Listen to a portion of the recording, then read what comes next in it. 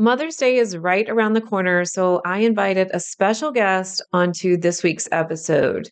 Gurds Hundal is going to be talking about how to heal women's generational trauma. Have you ever wondered if you have some pattern holding you back from generations in your lineage? Well, she believes that that is very true. And she's going to be giving some examples about why women tend to be people pleasers and how we can love ourselves more, how we can actually heal, and why women tend not to have so many boundaries until they really learn them. This is such a juicy episode, so stay tuned.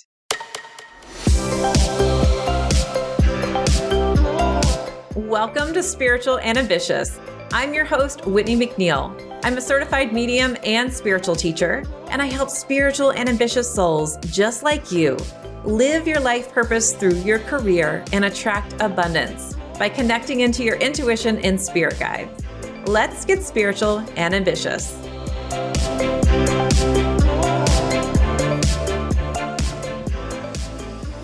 Welcome to another episode of the Spiritual and Ambitious podcast. You are in for a treat today. I just felt so lit up when I started reading about this topic and invited this guest onto the podcast.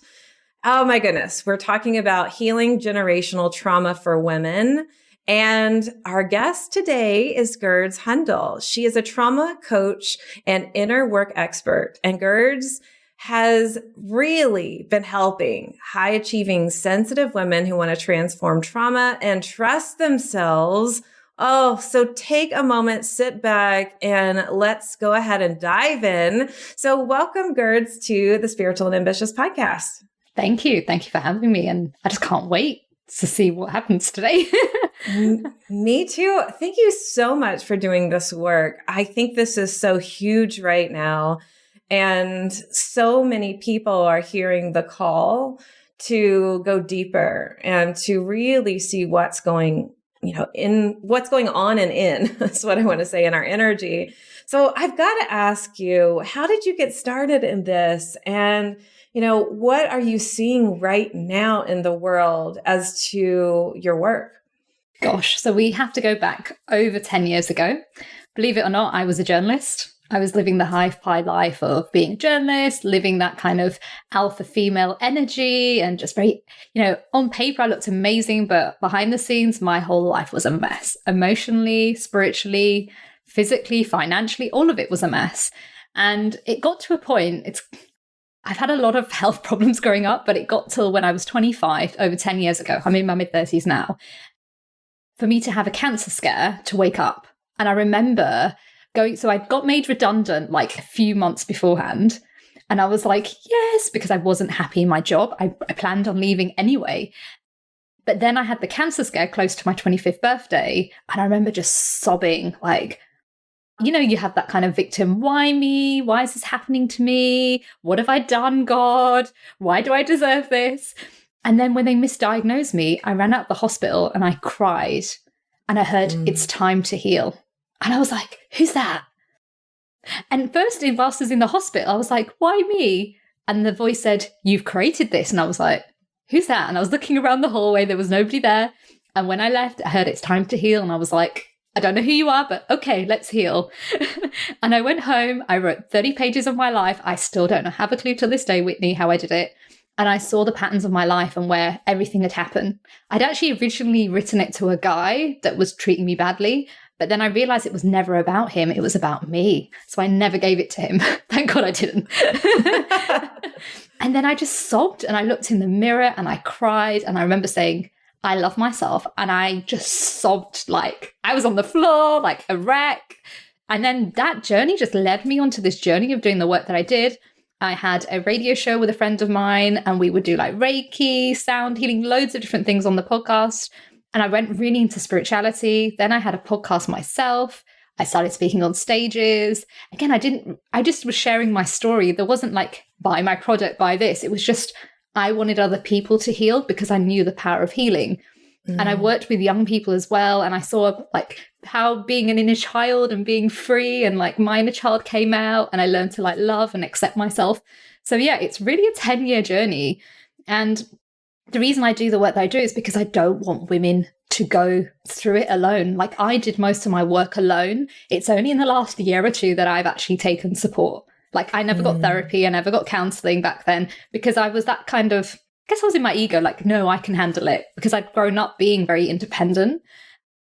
But now I know the power of when we work together, we can heal shifts. And even with my clients now, oh my God, like, so I have like a 5-hour session, which is a VIP day. And we pull out generational, I'm talking ancestral, cultural, familial, financial, you name it. And they just change overnight. They're a new person. And even when we do, like, I have an 4-month program.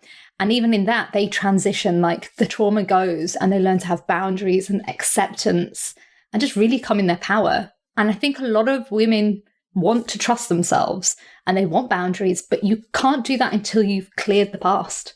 When you clear the past, then you can have self-love, then you can accept yourself, then you can have boundaries, then you can speak your truth, then you can go live what you were here to do. Gosh, I could talk for ages. I love it. You know, I call it the source point when it comes to past lives. And I feel like this can bleed over into how you're describing this as well. When we clear something in the past, it's almost like it is a domino effect, and it just kind of creates this open lane of healing, and we can receive more. And it's interesting, as something you said too, is you just started a couple years ago to receive support. And so why do you feel that women tend not to receive, or they feel like they can do it all alone? And why do you feel like women try to people please as well? Because we've had to. You know, if you look back to generations, our mothers, our female ancestors, our grandmas, our great-grandmas, they've been providers. They've always done so much more. Like, they've always made sure everybody else is okay instead of themselves. You know, I only have to look at my mum. She was, this powerhouse woman, very independent. I'm Indian, by the way. And so she lived out before marriage, like, wow, like, she saved up for a house, like, but her trauma as well, when I look back from my grandma and so forth, they didn't know how to love themselves. But how could they love themselves if it wasn't mirrored for them? So, like, my grandma couldn't show it because she didn't have it. Then my great-grandma wouldn't have known it again. And it goes back generationals. So the reason why we people please is because somewhere in history, like, I think people don't realize women were so powerful back in the dark ages. Like, we had like priesthoods, we'd come together, we'd support each other. But something happened where men got a bit insecure, we can say, and decided to break those things. And we got called witches, we were getting burned at the stake, you name it. And then that's women where they lost their power, because it was about religion and how a woman should act and her virginity and all sorts, her image. And when you kind of look into the history of that, you realize when women started to give their power away, because even now you look at goddesses, they have high power. And Absolutely. We're like learning it, aren't we? When we see them, we're like, wow, that's amazing. Like, where did these women exist? But they've always existed. It's just history took our power away. And again, like, you look at when we've gone into the work industry, like, you know, so I was born in the 80s, and I understand the mindset of like the work world. Women were told to have shoulder pads, be masculine, right? I think like a man, but behave like a woman, like this, all this contradiction. Whereas men are told the opposite. Like, they have patterns as well, and they have trauma in the sense, like, they're told to like toughen up, but they're also told to be themselves. Whereas women, from a young age, we're told, you know, be free when you're a little child, but then no, follow that rule. Follow what your parents say, follow what community says, follow what society says. Oh, your body's not yours. So no wonder women are people pleasing. They're seeking validation outside of themselves rather than from within. And we've all done it. I've done it equally. I've done it in relationships. I've done it in friendships. I've done it in the work environment. But now I realize how powerful it is to take back your power. Oh, yeah. Because the moment you do that, you are in your element, you're in your truth, you vibrate this aura energy, you just become this light, and people are drawn to that. Oh, yeah. This really hits home. I can even get a little teary thinking about it. And I mean, it just really speaks to my soul. I know everyone listening right now, I know they're feeling it too. It's like this fire that comes up, kind of anger in a way. And I remember in this lifetime, you know, going back, I remember somebody told me at one point to be more submissive. And Wow. I remember in that moment, I was like, fuck that. Like, no. And it was like this voice in my soul that's, no, I'm not here for that. And it's hard, I feel like, to take back your power sometimes. Would you agree? Yeah. But again, we have not had the history, the knowledge. It's only if we read a book about female empowerment that we're like, yeah. Or we'll see somebody who's like in her divine feminine, but then that will like, it'll kind of like scare you a bit. Like, how dare she stand so tall? How dare she love her body? Like, so many women are afraid of their sexuality, their liberation. I was the same. I was like, what's she doing? Like, now I'm like, go for it, because we've been told loving ourselves is not healthy, but actually it is. Like, if that makes sense, like we've been told by men or society that how dare we love ourselves? We are here to sacrifice for the family, sacrifice for our work life. Oh yeah. It's sad. It is. I'm just agreeing with you, thinking, oh yeah, like my parents, even like my mom and that generation, very much, you have to give everything that you have, and then nothing will be left over for you, or very little. And then that makes you a good person. So there's a huge shift, a paradigm shift. And I love that you're helping people do this. So tell us a little bit about, how do people do the inner work? Okay, so kind of how I work is basically, bless you. Let's dive right into it, right? Let's go. Love it. Yeah, like this is all, the work that I do is all based on my own journey that I've done for 10 years. So I've done it, like I would say I did it within 7, but obviously I keep adding to it.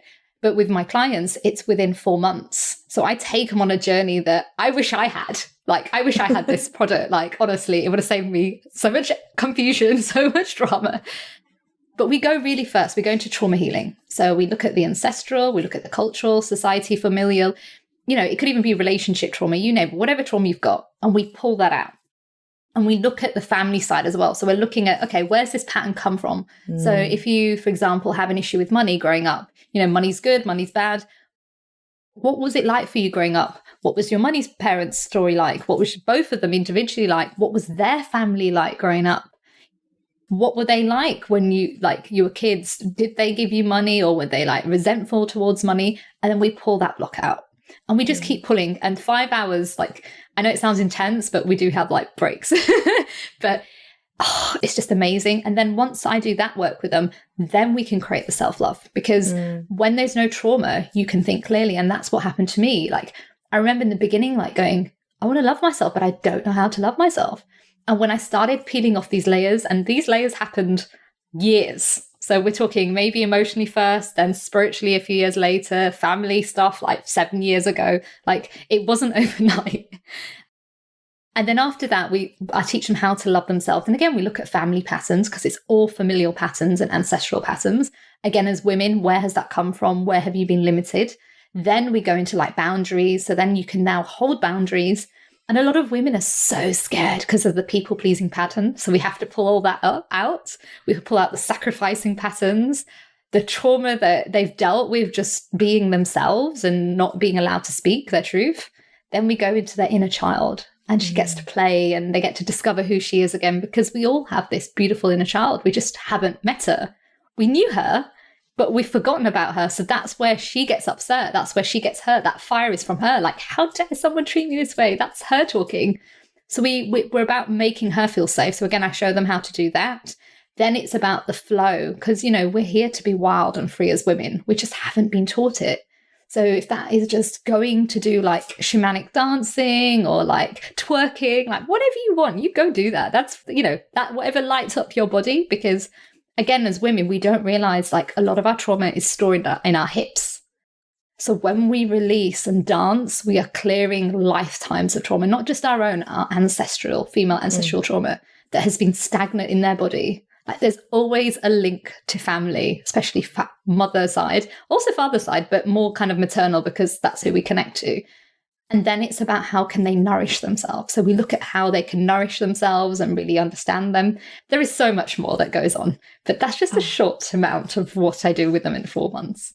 I love that. I think a lot of people are going to have some ahas with that. and just thinking about, I feel like there's so many women who are having issues with their body in a sense of not loving their body, not loving themselves, or feeling like they can't kind of let go fully. And one of the things I know that you help women with is trusting themselves. And this comes up quite a bit in what I do. So I teach people how to connect to their intuition and their spirit guides and trust their messages. And what's been so interesting is at the end of the program, I mean, the program's purpose is to trust your messages and love how intuition flows for you. But so many people say, I have learned to fully love myself. And that in its sense is beautiful. So do you have any tips to help someone that's listening right now as to how to trust their self? I know that it's not just like, I'm going to snap my fingers and it's done, but anything that comes up for you, maybe a message you want to share on that. There's one simple tool which helps. And, even I will say it whenever because no matter how much work done, sometimes we can have doubts. That's natural. You're going to have highs and you're going to have lows, but it's learning how to manage it. Whenever I feel out of alignment, even with my clients, I always say, ask yourself, what do you need right now? And just listen to that wisdom. Even if you can't hear it, you'll get a sign from somewhere, or a text message will come, or a book might fall off the shelf. But just ask yourself, what do I need right now? And it will tell you. And it's that inner child going, love me, or take me on a play date, or go shopping, or go and rest. That's you listening to your intuition, and that's you trusting in yourself. I like that so much.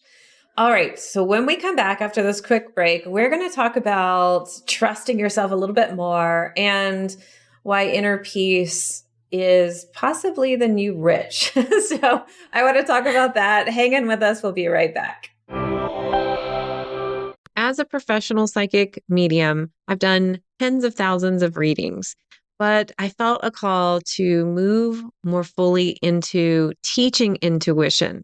But I still get so many requests about doing readings. So while I don't do readings anymore, I have brought in some very trusted colleagues who are now available for live 1-hour readings on Zoom. If you would like to book your psychic medium reading, go to messengerofspirit.com/appointments to see our available readers and schedule your Zoom reading today.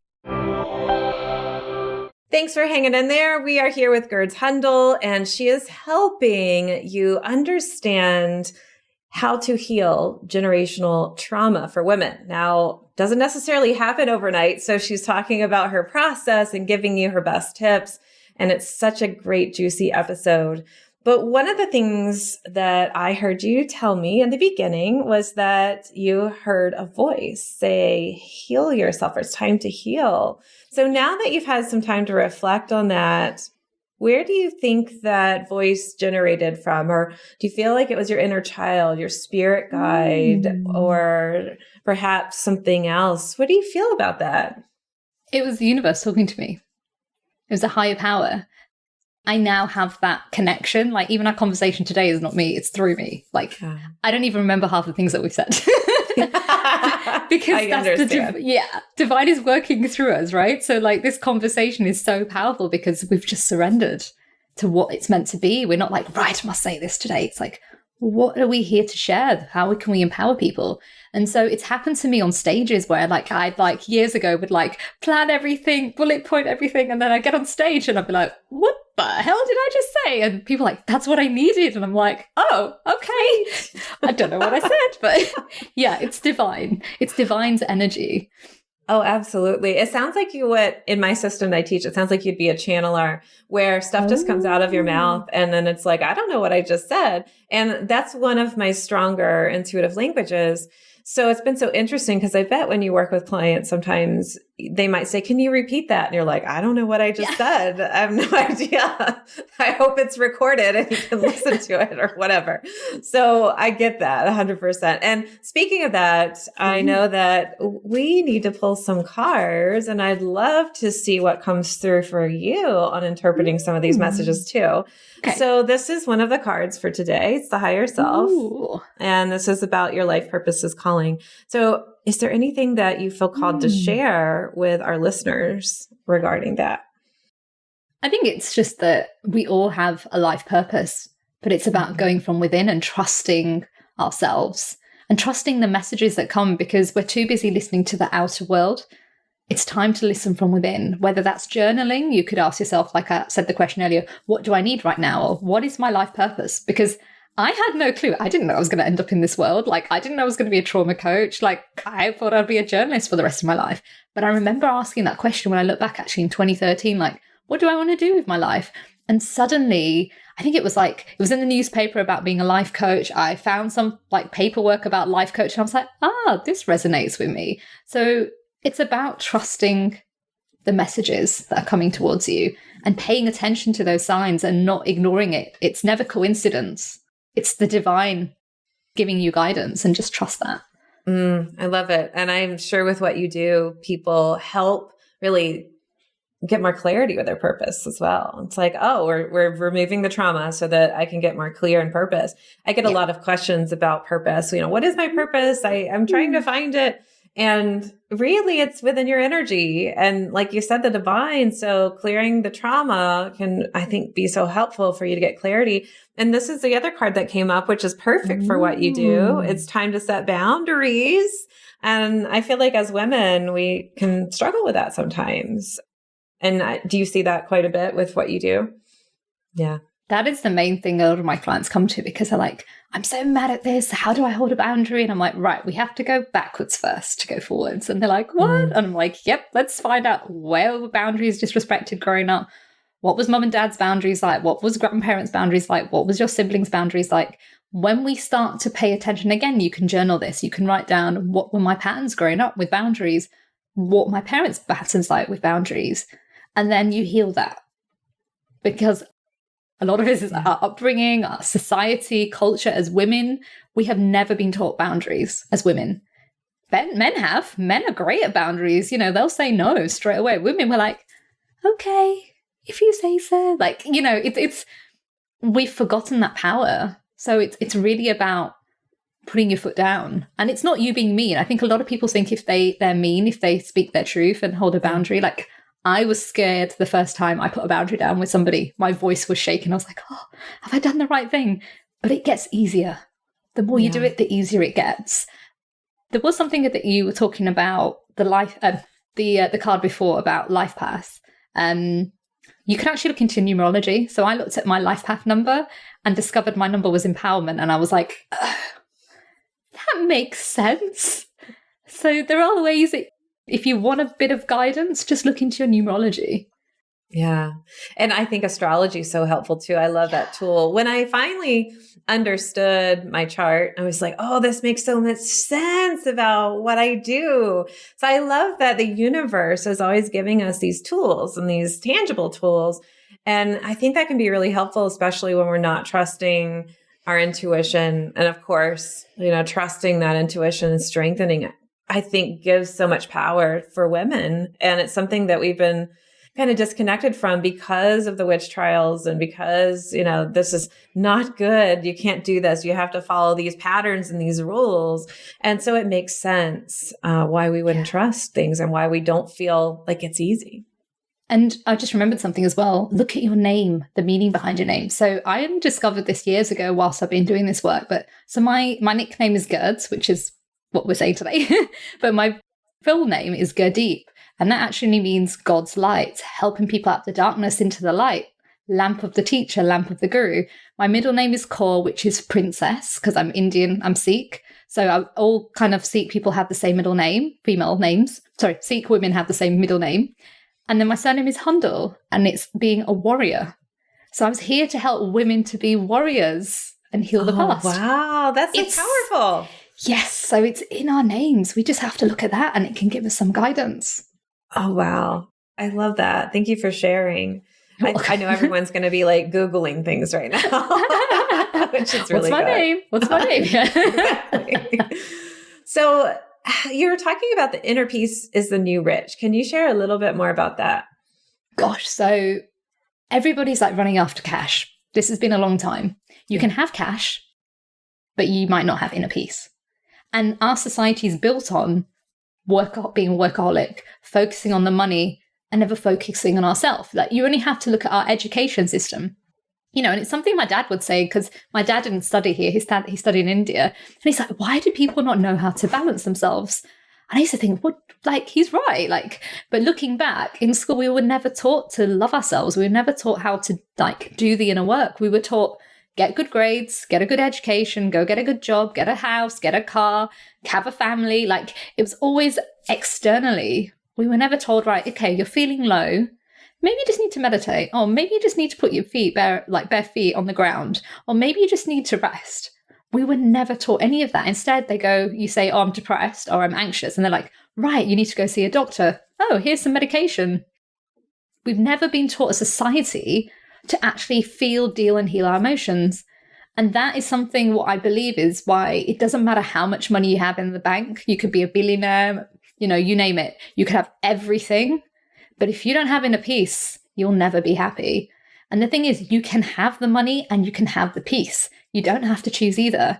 But society has made us think that once you get the next thing, you'll feel better about yourself. I did the same. When I was a journalist, I'd buy the most expensive handbags and I'd feel good for 3 days. And I'd be like, oh, what's next? And then I'd feel depressed.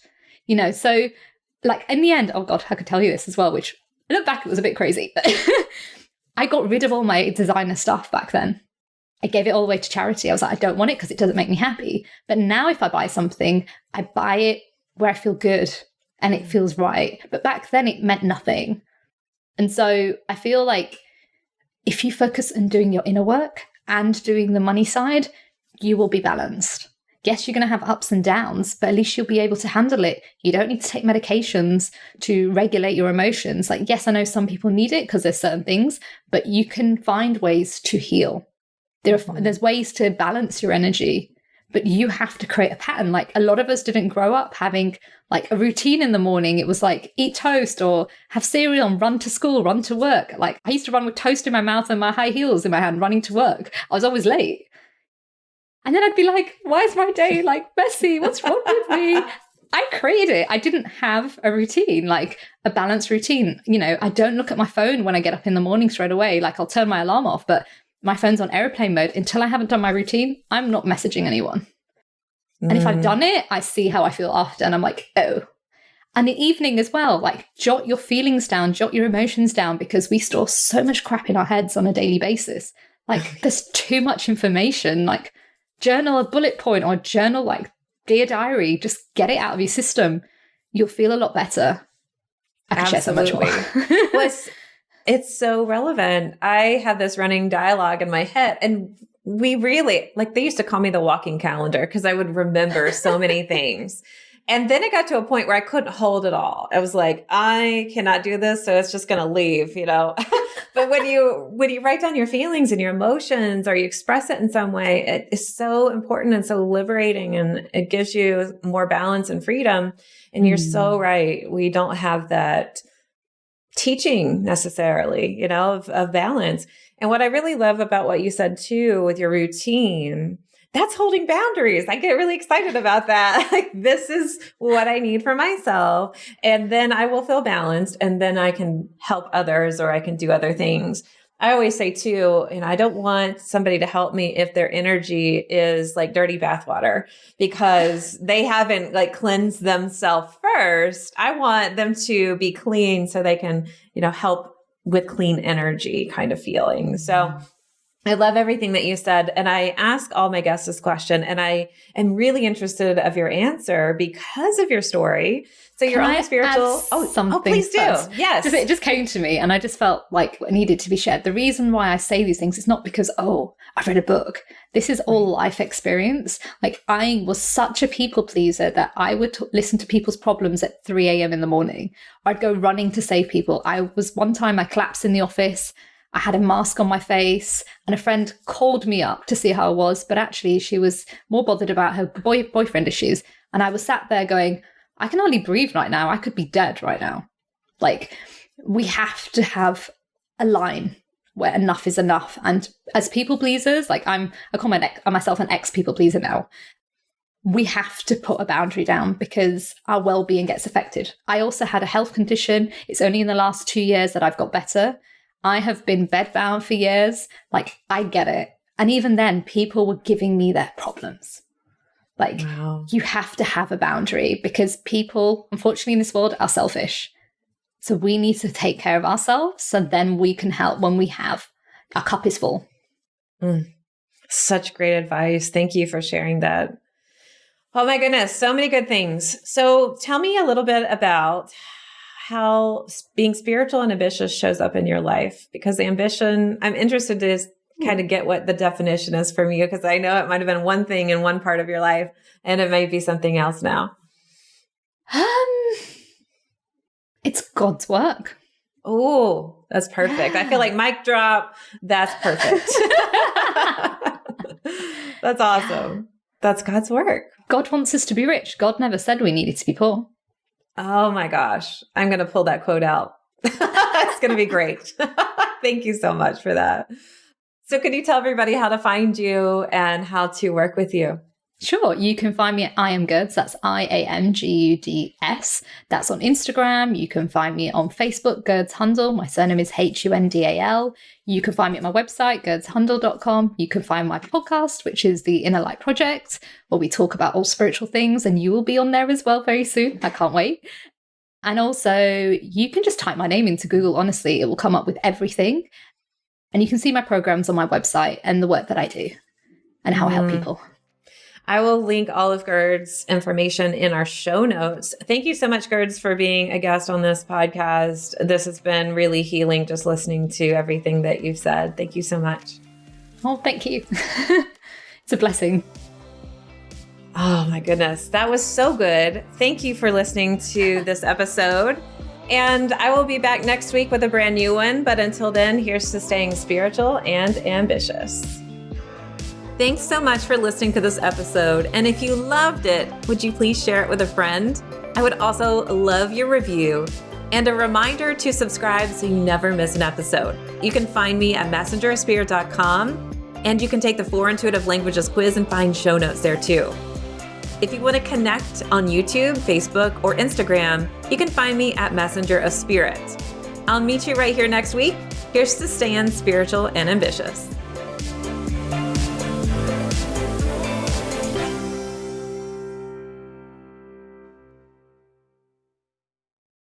This podcast is part of the Sound Advice FM network. Sound Advice FM. Women's voices amplified.